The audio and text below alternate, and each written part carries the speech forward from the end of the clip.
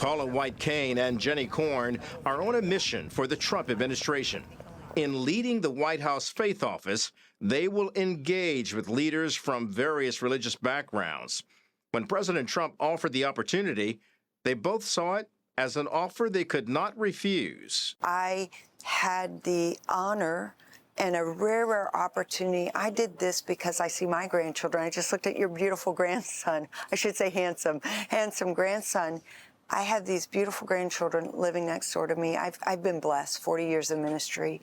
And I said I would be wrong and maybe even sin for me to miss the mark if I didn't fulfill this to try to make our nation what God established it to be and give the future an opportunity. Because without God and without faith, we are a lost people. People may think, oh, well, in America, you still have all your religious liberties. But I can tell you thousands of stories of where people of faith have been discriminated against and where religion has been diminished by the government. So when we have the opportunity to come to the White House, the most amazing place as far as government goes for America, to be able to take on that mantle for other people of faith to make sure that religious liberty and religious freedom are alive and well in America, there's no way you can turn that down. President Trump made it clear during his inaugural address that he believes America needs religion and faith in God.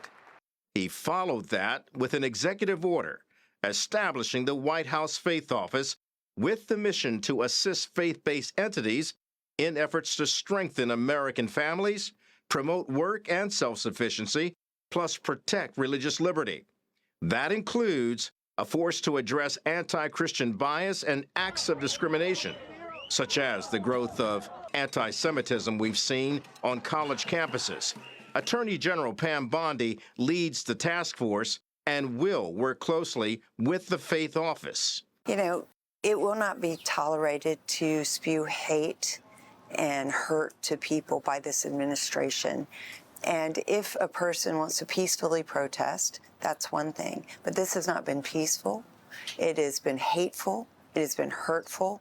And it will not be tolerated by this president or his administration. And our office enforces that very strongly. I've known Attorney General Pam Bondi for over 20 years. She's a close friend. I'm honored. She's very smart. She's very strong. She's a strong Christian, and I'm honored to work with her, and for Jenny to work with her, and for us to work with the Chief of Staff, with President, and with all the agencies to make sure that there will be no bias, no discrimination, nothing hateful or hurtful against people. In recent weeks, the Trump administration took action against pro-Hamas and pro-Palestinian protesters threatening Jewish students on the campus of Columbia University and Barnard College. The president also held Columbia leadership responsible, blocking $400 million in federal grants until they took action against the protest. Just to add to that, too, it matters who the leaders are.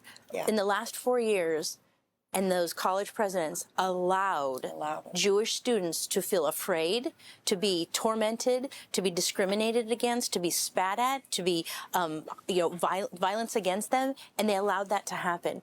President Trump comes in and he's like, that's not going to happen anymore. And so he's setting an example. A lot of it is who's at the top and who's setting that example. Beyond America, the White House Faith Office will seek to fight persecution of Christians throughout numerous countries like Syria. We're all trying to follow these, that 1 in 7 Christians around the world are persecuted.